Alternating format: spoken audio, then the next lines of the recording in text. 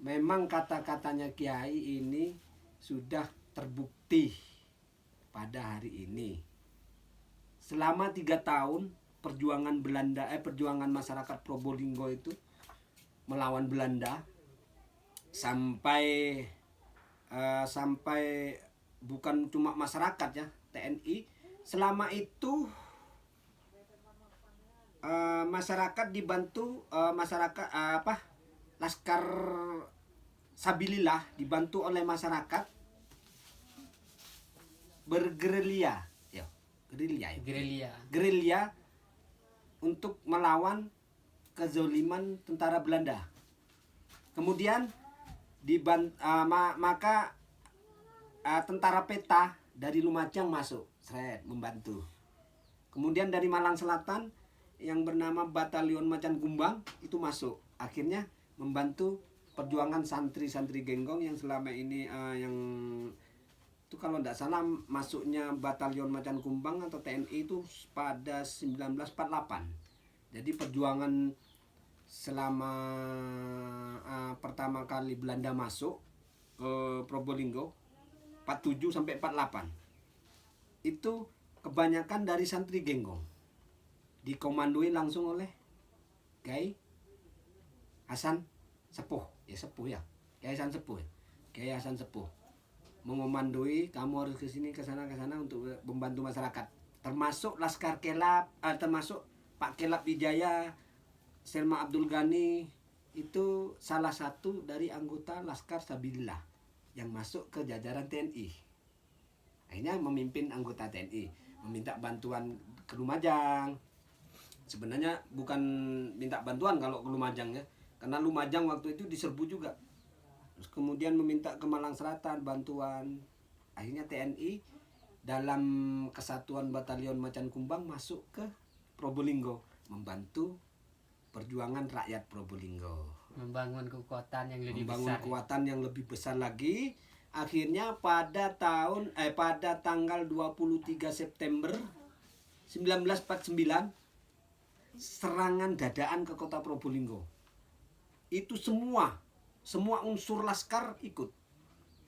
TNI, dari TNI ya, Laskar TNI itu Batalion Macan Kumbang, Laskar Kelap, Laskar Sabilillah, yang dari Genggong Laskar Sabilillah. Ini semua Laskar Sabilillah pada waktu itu tanggal 23 itu tanggal 22 Septembernya tanggal 22 September 1949 itu membantu pasukan Selma Abdul Ghani merebut kota Kraksan. Kota Kraksan direbut dalam 1 malam. Jadi Laskar Sabilillah sama pasukan Sapu Jagat, pasukan Sapu Jagat. Orang tua-tua dulu pasti tahu pasukan Sapu Jagat. Pasukan Sapu Jagat bersama Laskar Sabilillah dari Genggong yang direstui oleh Kiai Hasan untuk merebut kota Kraksan. Ya, kota Kraksan direbut dalam 1 malam.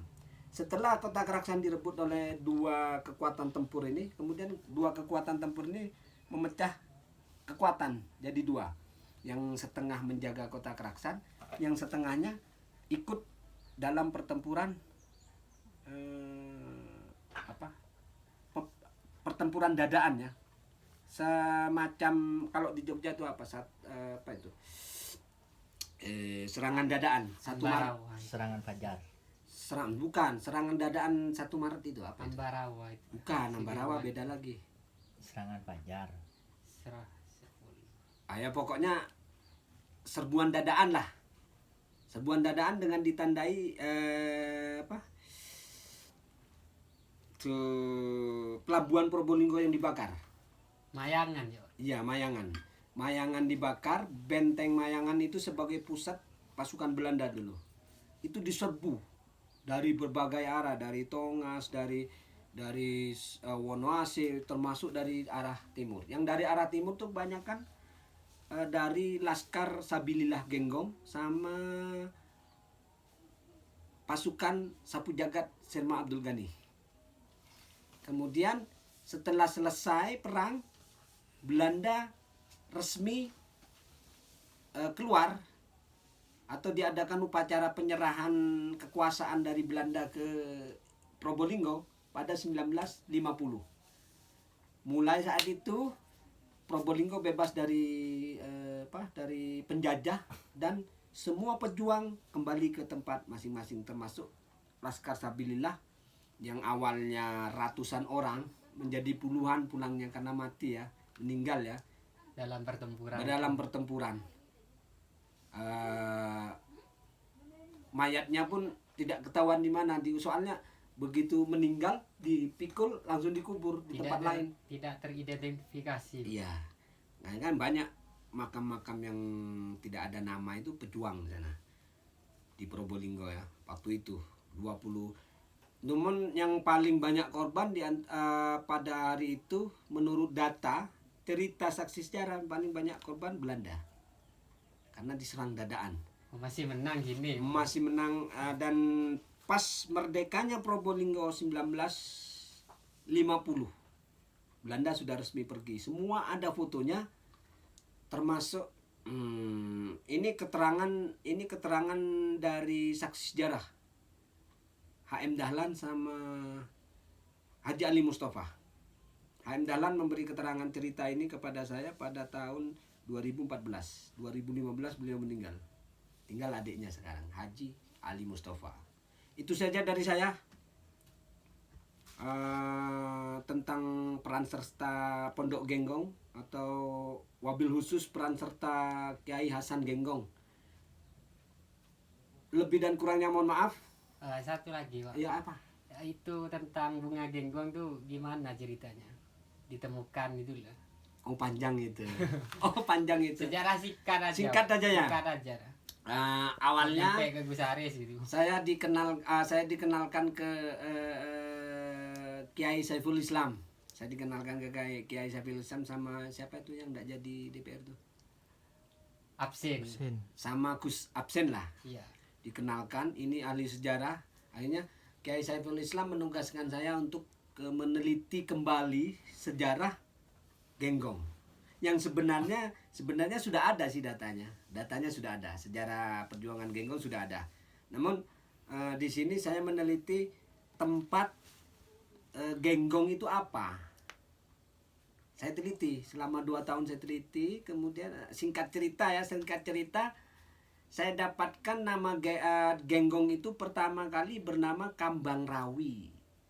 Kambang Rawi karena di situ ada kembang gonggong. Namanya kembang gonggong. Pada masa Majapahit kembang gonggong, kembang itu digunakan untuk upacara sakral ya, hitan, pernikahan, lain-lain, upacara keagamaan. Dari situ saya teliti. Ternyata karena di tempat itu, tempat berdirinya Pondok Genggong sekarang itu dulu taman bunga gonggong, taman bunga gonggong. Yang sekarang kalau bahasa lidah kita sekarang kita bilang bunga genggong. Juga ada di situ namanya apa? Anggur bumi, anggur hitam gede-gede segini. Anggur bumi ya memang tumbuh dari bumi ya. Anggur lokal itu ya. Anggur lokal dan bunga genggong. Pada masa kolonial itu masih ada sedikit. Telah dibangun Pondok Genggong pertama kali oleh Kiai Zainal Abidin pengasuh pertama. Itu masih ada di pinggir-pinggirnya. Masih dihiasi bunga, warnanya kuning sama putih. Itu warna bunga genggong masih ada. Kemudian lama kelamaan sampai sekarang itu sudah punah ya, bunganya punah dan harus ditemukan. Dan tugas itu diberikan kepada saya oleh Kiai Saiful Islam. Kiai Saiful Islam ya, siapa Nompeng? Iya. Tantangannya itu gimana, Pak? Temukan tuh. Kok kayak misteri itu. Ya misteri-misterinya ya. Detektif gitu. Dari keterangan Kiai Saiful Islam bahwasanya bunga genggong ini begini. Seluruh Probolinggo saya jelajahi. Tidak ada. Namanya tidak ada bunganya. Ternyata setelah itu saya ke Tengger, ke suku Tengger. Situ ada bunga unik yang ditanam. satu halaman. Bunga unik yang ditanam satu halaman. Ternyata saya tanya, saya teliti lagi bunga itu ke informasi dari yang punya bunga. Itu bunga sakral. Disakralkan karena untuk upacara ini. Pas persis dengan keterangan Kiai Saiful Islam. Akhirnya bunga itu saya beli. 1 batang. Tidak banyak. 1 batang itu pun dengan pemaksaan. 1 batang pemaksaan saya tanam di rumah. Saya teliti lagi bunga itu. Saya teliti lagi bunga ini. Ternyata bunga ini jika ditanam satu batang, ini tidak akan berbunga sampai bertahun-tahun. Unik berarti. Iya, bunganya unik, termasuk unik ya. Ketika 1 batang ditanam, dia tidak akan berbunga, tidak akan tumbuh cuma ranum daunnya saja. Ranum gitu. Ranum ya daunnya, tidak akan berbunga. Namun ketika dikasih lagi 1 batang, dia akan berbunga cepat. Nah, aneh. Bunga aneh, unik. Ketika ditanam 2 batang, ya katakanlah seperti laki-laki sama perempuan ya. Iya. Kalau 1 tok ditanam, dia tidak akan tumbuh. Berbulan-bulan saya tanam, tidak tumbuh. Itu paket sepasang berarti. Paket sepasang. Kemungkinan yang di rumah Kusaris mungkin sudah berbunga atau belum itu. Ya mudah-mudahan. Kurang tahu juga saya soalnya udah lama tidak ke sana. Jadi bunga itu akhirnya penelitian tentang bunga genggong selesai selama 2 tahun dan jadi saya catat dalam buku perjalanan saya untuk meneliti sejarah bunga genggong. Saya catat menjadi buku. Sudah. Kemudian bunganya yang ada di saya ambil, saya pindah ke dalamnya Gusaris. Ada Gusaris. Ada lagi mungkin?